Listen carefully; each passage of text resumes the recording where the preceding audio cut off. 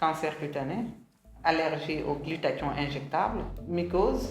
Tout ça, ce sont les conséquences. Tout ça, c'est les conséquences de ces produits. La gale, acné.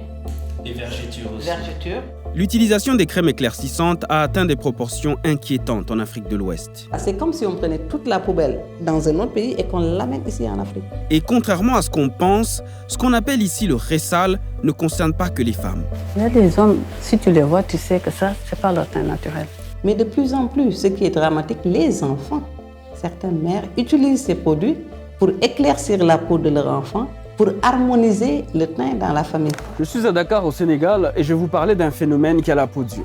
On reconnaissait la Sénégalaise par son magnifique teint noir. Et maintenant, les teints noirs, comme moi, on les cherche à la loupe. White, white, white, dans un pays de noirs. Je veux comprendre pourquoi les Sénégalais se donnent autant de mal pour blanchir la couleur de leur peau. Là, vous voyez comme mon visage est vraiment clair. Et vous voyez le corps comme c'est foncé. Ouais. J'avais 2 dents en fait. Peau noire, teint clair. Mais à quel prix? Et surtout, jusqu'à quand? Pour commencer, je vais vous montrer la facilité avec laquelle on peut se procurer ces produits de la dépigmentation artificielle. Salut Babacar. Et ça va? Ça va? Ça va bien. Est-ce que tu as Miss White Carotte? Voilà, vitamine white, lemon clair. Alors celui-ci, on a mis une femme au teint clair. En gros, dans le subconscient, le message qu'on va faire passer, c'est si vous utilisez ce produit, vous aurez la peau comme celle de cette femme. Mais on vend bien ces produits, on le dit bien à des Sénégalaises. Et d'accord. Regardez les mains de cette cliente, par exemple. On vous dit bien que le sérum Lemon Clear a été élaboré pour traiter et éclaircir votre peau. Pourquoi la peau noire doit être forcément éclaircie? En quittant la boutique de Babacar, je n'ai qu'une idée en tête. Savoir pourquoi le teint noir dérange. Bonjour mesdames. Salut Astou. Astou a fait le ressal pendant 23 ans avant d'arrêter. Je me dis que c'est peut-être par rapport au regard des autres. Tu te dis, si je suis plus claire, j'attirerai plus l'œil.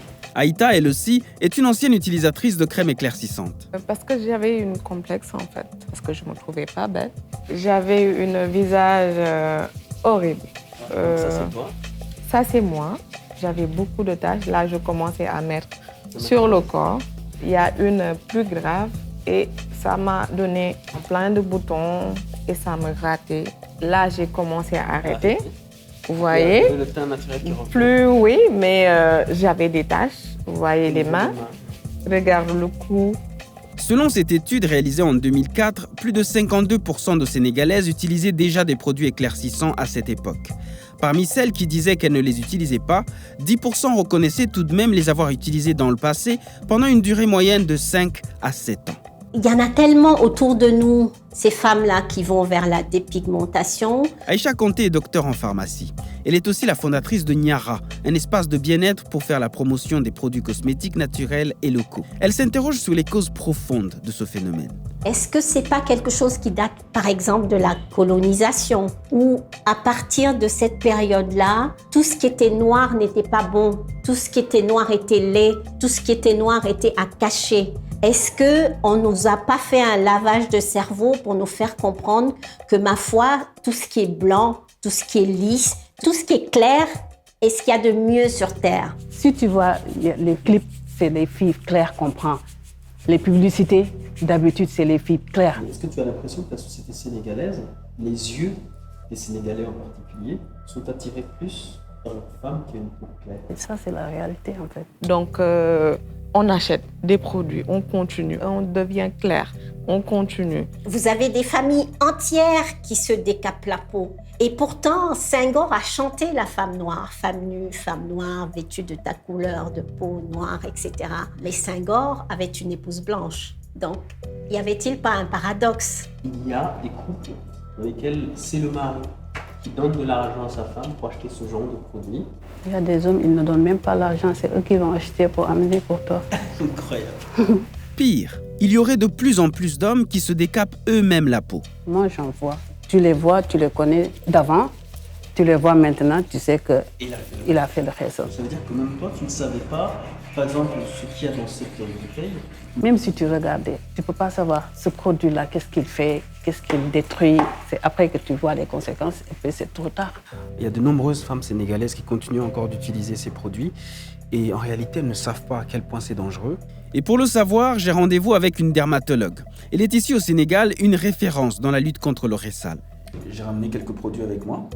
On a White Secret, Caro White, on a Melly White et j'ai ici White Express. Est-ce que vous reconnaissez certains de ces produits? Ben, tous, hein. Les patients qui viennent sont habitués de ces produits, hein, donc, et puis on les trouve partout. Hein. Beaucoup de spécialistes qui sont contre ces crèmes disent qu'elles sont dangereuses. En quoi sont-elles dangereuses? Donc, elles sont dangereuses en raison de leur composition. Comme vous le savez, la plupart de ces produits, surtout les laits de corps, contiennent de l'hydroquinone.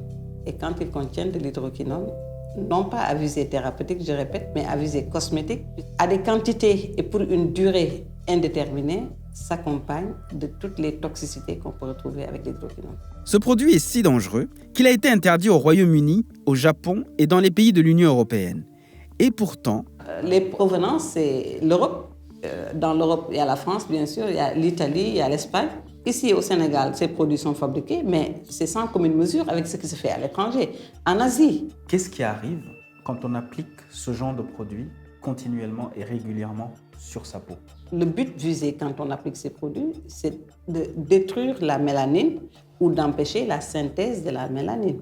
Or, quand on détruit la mélanine pour des personnes qui vivent sous les tropiques, avec le soleil, vous voyez ce que ça produit, puisque la mélanine est censée nous protéger contre les radiations UV qui sont cancérigènes. En gros, ce sont ce genre de produits qui sont la raison de l'augmentation de malades dans votre service. En hospitalisation. L'utilisation de ces produits dépigmentants, ceux-là et d'autres, constitue un facteur de risque de l'apparition de ce qu'on appelle les dermohypodermites bactériennes, qui, je le répète, constituent la première cause d'hospitalisation aujourd'hui dans les services de dermatologie en Afrique, au sud du Sahara.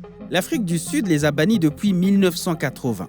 Car en Afrique du Sud, au temps de la ségrégation raciale, les femmes noires voyaient les produits blanchissants comme un moyen de se rendre belles et désirables en rapprochant leur teint de peau de celui des élites blanches. Donc ça veut dire que si on veut interdire ces produits-là, il faut interdire leur entrée dans le pays. Donc il y a une forte responsabilité de l'État par rapport à ça. Comment tous ces produits dangereux arrivent sur le marché?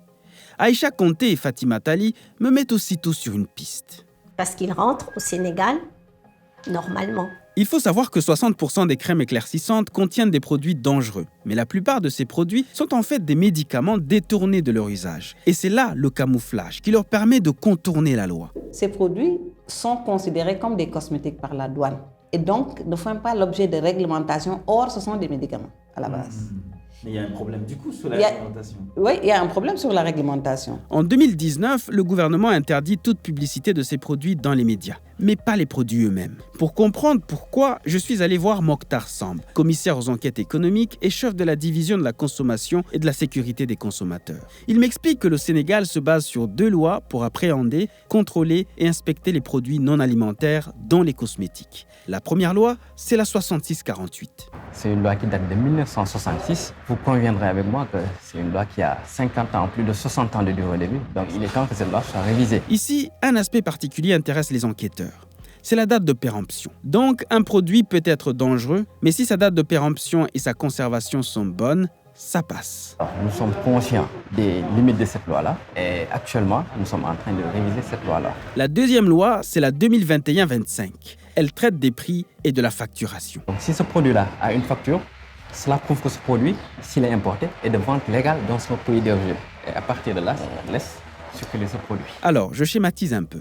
Imaginez qu'un produit décapant qu'on va appeler super clair arrive au Sénégal en provenance de France. En gros, si sa date de péremption est bonne et que sa facturation est correcte, Super Clair se retrouve sur le marché sénégalais, sans analyser sa composition chimique parce que son pays d'origine est supposé l'avoir fait. Donc nous comptons insérer l'obligation de certifier les produits non alimentaires. Parce que pour le moment, ces produits non alimentaires ne sont pas certifiés à l'entrée. Et cette nouvelle loi, si elle passe, est censée changer la donne.